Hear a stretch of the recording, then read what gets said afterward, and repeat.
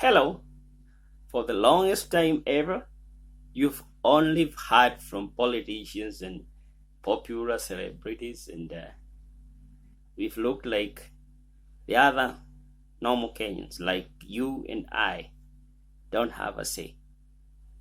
But they are wrong. Now, when I speak to you now, I am speaking for any other ordinary Kenyan who live from whatever wages they make from whatever job they do. And there has been something that has been going on that must be condemned with the strongest terms possible. There is a lot of slander against the president of this republic. His name has been dragged through the mud. And for what? No reason.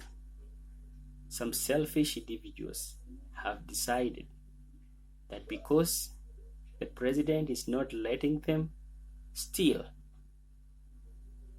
and embezzle public funds, now they are going to turn the people against him. Well, here's your shocker.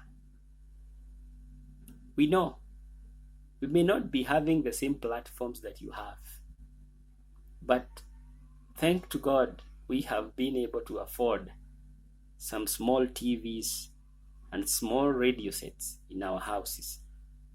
Some of us can also read. So occasionally we can read the newspapers, even through the phones now. And we know for sure, because we were not born yesterday. We were in this country long before Uhuru became president. And we know what has been happening. One thing that I can tell you for free, you can take this to the bank. The president has been very consistent. Contrary to what some people have been saying, that he has broken his gentleman's agreement with Ruto. Uhuru was not with Ruto for his own gain. He said from the word go that he is joining with Ruto to make sure that no other Kenyan life will be lost because of politics and elections. And this he said in Afraha Stadium that day. You remember when they exchanged caps. Of course, we must remember why this statement came.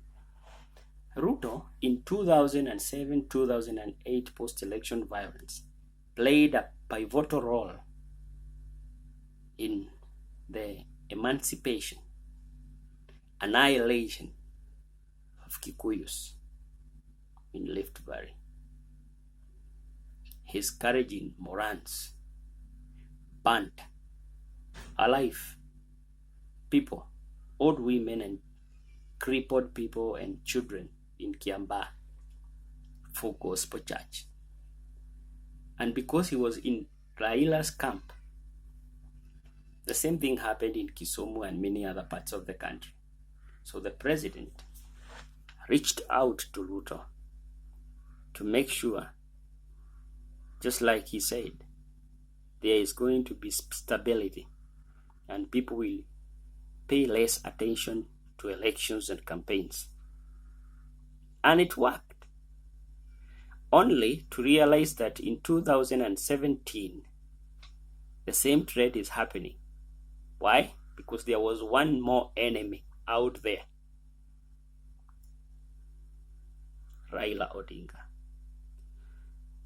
And Uhuru reached out to Raila, which apparently angered Ruto. But he forgot that Uhuru was not his friend because he was the most perfect person in Kenya. Uhuru was his friend because of convenience, because of our interests. I can tell you that faithfulness is never there in politics, but the president has been faithful to his cause. Once again, because he's a consistent true person, he went and engaged Raila and made sure that business is now back in the streets of Nairobi. Our women were being raped, businesses vandalized, and people killed in the name of stolen elections. This was supposed to be a good thing when all this ended, but apparently some people are not happy, and they decided to undermine that handshake that happened, not because they had anything better to offer us. This was for them, not for Kenyans. I don't want to take much of your time, but I'm just here to say that from the grassroots, here where I live, where I mingle with ordinary Kenyans who go to hustle, who go to work, menial jobs, kazi mtaani, everything else, where we find things a little bit tough, but we have not found one reason, to complain against the president. Because those of us that have sane minds know that he has done his best, and he has sworn to make sure that before he leaves that house on the hill, our lives will be much better. So to you politicians, sisi sio malenge vile mnafikiria. We can see and we can understand what's happening.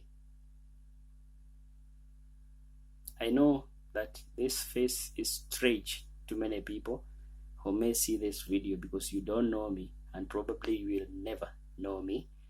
But I tell you that I am speaking for many millions of Kenyans on the ground. We know that this might not be the best government, but a better government can never be made by thieves and conniving, calculating, selfish people who just want power to continue enriching themselves with our hard-earned money. Long live President. God is with you, and we have got your six. Goodbye.